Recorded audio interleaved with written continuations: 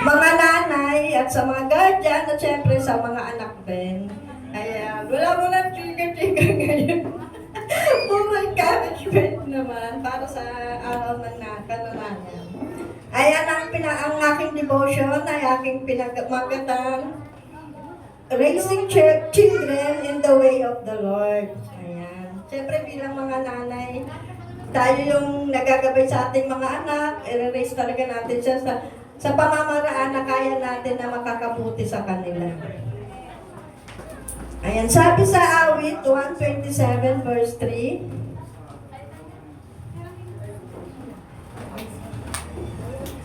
kaloob nga ni Yahweh itong ating mga anak. Ang ganitong mga supling, pagpapalang mayroong galak. Amen. Tunay nga, bawat magulang, alam ko naranasan natin na nung unang lalo sa panganay, no? Na unang labas pa lang, syempre yung puso natin nagagalak dahil talagang mahal ka, ay healthy at talagang napakabuti ng Lord sa buhay ng mga nanay dahil napakahirap na bahagi ng nanay, sa part ng nanay, yung panahon na nanganganak. Sabi nga yung isang paa mo na sa hukay. Kaya naman talagang paglabas ng bata, talagang galak na galak tayo na nakairaos natin ng normal na ang biyaya ng Lord. Kasi ang mga anak, biyaya yan ng Panginoon sa atin bilang mga magulang. Ang mga anak ay sagradong biyaya at kaloob at gantimpala mula sa Diyos. Hindi lamang basta karapatan o aksidente. Ang mga ito ay pamana na dapat pahalagahan, gabayan at ituro sa tamang landas. Tunay na bilang mga magulang, tuturo natin sa ating mga anak yung tamang landas. No? Sad to say, syempre ako, alam niyo yung nangyari sa akin na medyo naligaw ako ng landas. Sa time na yun, hindi ko naituro yung mabuting landas, pero by the grace of God, talagang yung purpose niya ay talagang pinarana sa amin. Amen. Ang mga anak ay tinuturing na pag-aari na ipinagkatiwala ng Diyos sa mga magulang. Sila ay bahagi ng disenyo ng Diyos para sa pamilya. Gantimpala o reward, sabi nga sa Santiago 1:17, all perfect gift is from above. Galing talaga sa Diyos. Kaya yung mga anak, perfect gift yan. Ayan. Responsibilidad ng mga magulang ang mga anak. Nangangailangan ng gabay, ibigay o ituro natin sa kanila na magkaroon sila ng takot sa Diyos. At ganun din naman, ipinapaalala na ng talatang ito na ang mga anak ay refleksyon ng kabutihan ng Diyos at dapat ituring na mahalagang kayamanan. Siyempre, bilang magulang talaga, alam kong ang mga anak natin yan ang kayamanan natin.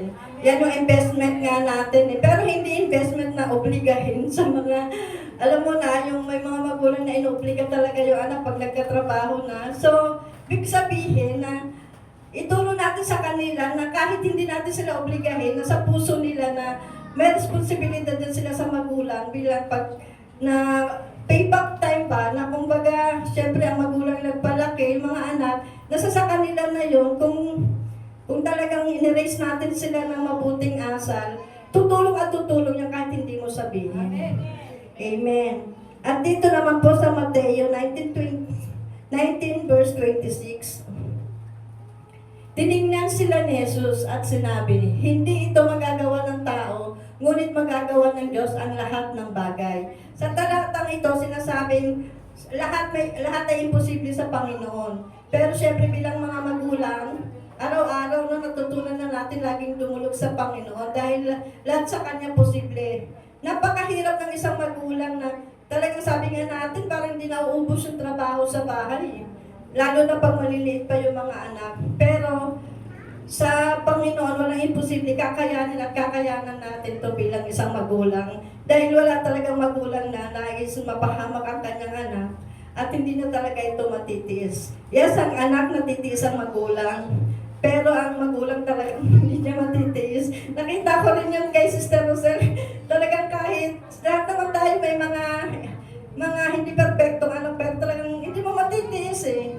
Kasi nga anak mo. Kaya sabi, wala imposible naman sa Panginoon bilang magulang, idulog natin sila sa Panginoon dahil ang Panginoon in perfect time, sila rin ang mag-guide sa Kanya pabalik sa Lord, lalo na yung mga nakarinig na ng salita ng Panginoon. At dito naman po sa Pilipos 4:6-7. Huwag kayong mabalisa tungkol sa anumang bagay. Sa halip, hingin ninyo sa Diyos ang lahat ng inyong kailangan sa pamamagitan ng panalangin may pasasalamat. Amen. Bilang magulang talaga namang, lalo na nung maliliit pa yung mga anak ko, lagi ako nag-aalala dahil financial crisis nga. Pero ang sabi dito, huwag tayong magulumihanan. Pagkatiwala natin sa Diyos, dahil kung tayo ay talagang nananalig sa Diyos, sa akin kasing partner, di ba ako believer, talagang lagi akong balisa. Di ko alam kung saan ko kukunin para makaraos ang mga anak ko. Pero syempre ngayon nakakilala na tayo sa Lord, alam na natin ang hakbang na gagawin. Syempre siya nagbibigay ng wisdom, huwag na alalahanin, pero kailangan natin kumilos. Dahil lagi ko sinasabi, hindi sa sarili ko lagi yung sinasabi ko dito kasi nga naranasan ko. Nung wala wala akong may provide sa mga anak ko, naglabada talaga ako. Tumanggap ako ng labada, plantsahin, at the same time nangungutang para maglabada, para may pambayad sa pangutang, para makaraos lang. So ang Lord, siya nagsasabi magbabalisa. Basta kumilos lang tayo at magtiwala. Kahit anong paraan yan, basta hindi masama. Kasi masama ba yung paglalabada? Ultimo pamasahe ko, inuutang ko para makarating akong Dasma. Kasi doon ako naglalabada eh. Ang rate nun 350 pero napakadami na nun. Ang natitira sa akin is 150 na lang kasi pamasahe pa. Ibabayad ko pa doon sa inutang kong pamasahe papunta. Kaya yung 150 na yung pagkakasyahin namin sa hapunan. Yung ibig sabihin, huwag tayong mabalisa. Gawin na lang natin yung part natin. At nung time na yun, nakakilala na kami sa Panginoon pero nag-i-struggle pa rin kami sa buhay namin noon. Siguro, 1 taon, 2 taon pa lang kami sa Lord noon. Kaya, ang naisip kong paraan is yung maglabada. After ko maglabada, naman sa isang kapatid ng papa nila, namamlansya naman ako. Para at least medyo malaki yung maiuwi ko. Kaya yung sinasabi dito, pag mabalisa, bilang magulang tayo talaga yung may responsibilidad sa mga anak natin. Kahit sa anong paraan pa yan, basta magandang paraan para sa mga anak, gawin natin. Dahil ang Diyos, hindi tayo pababayaan talaga. Amen. At dito naman sa Efesos 6:1-3, mga anak naman, ito naman para sa mga anak. Mga anak, sundin ninyo ang inyong mga magulang, alang-alang sa Panginoon, sapagkat ito ang nararapat. Igalang mo ang iyong ama at ina, ito ang unang utos na may kalakip na pangako. Magiging maganda at mahaba ang iyong buhay sa lupa. Amen. Sinasabi dito, no, in-encourage ko yung mga anak ko, tsaka yung mga anak ko sa Panginoon, na yun nga, kahit maingay pa yung nanay natin o sundin natin. As long as nasa poder tayo nila, ang batas talaga ay nasa magulang. Pero mga magulang naman, wag nga natin bubuy-buy yung anak sa pagkakasala. Nang sa ganun, ako kasi noon, bata ako, pag mabait sa akin yung nanay ko, mas lalo akong sinisipag, mas lalo akong masipag sa bahay. Pero pag medyo tinatapangan ako ng nanay ko, nung sensitive ako, pero hindi pala ganun. Hindi ako kumakain, nagtatampo ako, pero hindi pala ganun mga anak. Kasi hindi porke malumanay ang nanay ay mabait. Hindi porke maingay din yung nanay ay masama. Pareho lang kasi walang ina na gustong maging masama ang buhay ng anak nila o ipahamak yung anak. Lahat ng nanay gusto maging maayos ang outcome ng kanilang anak hanggang sa pagtanda nila. At yun nga, binavalue ko yung mga tiyahin ko noon kasi maaga akong naulila sa ama, no? Yung biological father ko, 2 years old pa lang namatay na. Lumaki kami sa tiyahin, mga sa lola ko. Talagang naisip ko ngayon, napakaganda nung ganung values, yung pagpapalaki nila sa akin. Kasi kung hindi man nangyari sa akin yung trahik sa buhay ko, at least ang ibig ko sabihin, naging mabuting tao kami kasi nakikita ko sa mga pinsan ko, sabay-sabay kami lumaki nasa lola at saka sa tiyahin. Talagang yung mga disiplina nung araw, talagang puro, pero talagang dapat makinig ka, magising maaga, gawin mo yung gawaing bahay. Mga anak, hindi masama yun na inutusan tayo para yun matuto tayo, tsaka pagtanda natin, mapunta man tayo sa ibang lugar, marunong tayo. Kaya huwag tayo magtampo kung minsan pinapagalitan, wala lagi tayo inuutusan. Ako nga lagi inuutusan kasi ako yung bunso eh. Kahit minsan po ako inuutos. Pero magandang training yun sa umpisa kasi pagtanda natin, magiging mabuting tao tayo. Kaya nga, hindi ako surprise talagang iba. Maraming nagsasabing magulang yung iba ang mga kabataan ngayon. Kaya sana talaga mga kabataan, nasa Lord na tayo, no? Na kung ano sa atin ng mga magulang, mga guardian, lola natin, sundin natin.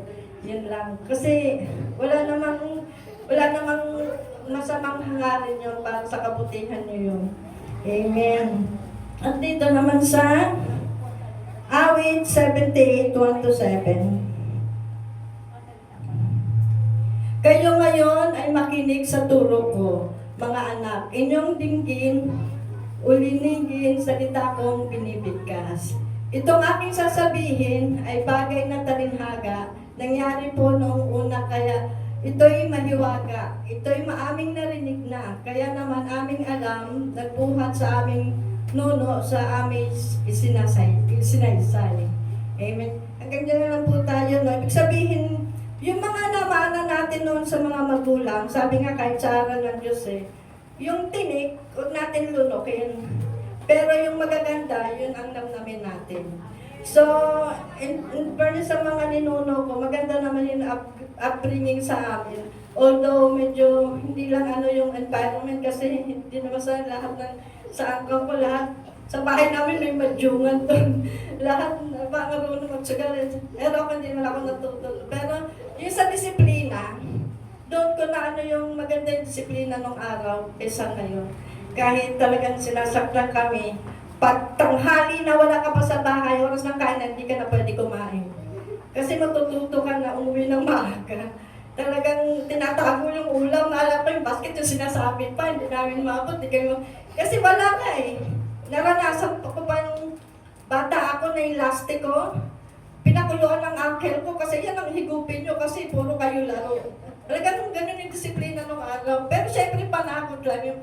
Pero bilang bata, natatandaan ko, maganda rin pala yung ganung disiplina. Amen. Talagang ano. Pero ngayon, hindi na pwede kasi child abuse na agad. Kaya yun, mga anak, sinasabi dito, ang layunin ng pagtuturo, magalak nila sa Diyos ang kanilang pagtitiwala. Igalak. Ngayon, mga kabataan at mga magulang, lahat ng pagtitiwala natin bilang Kristiyano, ilagak natin sa Panginoon. At mga magulang, magpakatatag tayo. Lalo na meron naman tayong mga anak na wala pa sa Panginoon. Magpakatatag tayo, dulot natin sa panalangin. Talagang ang susi lang is panalangin at pagdulot sa Panginoon. Amen. Ang mga gawang para sa Diyos, sundin ang kanyang mga utos. Sundin natin kung magulang ng mga anak. Sa madaling salita, sa sinasabi dito sa Awit 78 hanggang 1-7, ay nagtuturo na ang pananampalataya ay isinasalin sa pamamagitan ng pagtuturo ng kasaysayan ng Diyos sa loob ng pamilya. So kung ano yung natutunan natin sa atin dito sa panambahan, yung legacy nga natin dadalhin, ipasa natin, passing down faith sa ating mga anak hanggang sa ating mga kaapu-apuhan. Yun ang the best na pamana, yung faith. Kaya mga magulang, yun ang gawin natin, no? Na talaga ipasa natin, dalhin natin sa Panginoon ating pamilya, ating mga anak hanggang sa mga apo-apo. Kasi sila naman yung susunod na henerasyon na mga ngalaga nitong panambahan. Kaya pinakamagandang pamana para sa magulang at sa ibibigay sa mga anak ay yung pananampalataya. Yun lamang po ang aking maiksing devotion sa umagang ito. To God be all the glory. Amen. Grabe naman talaga. Tunay nga na raising children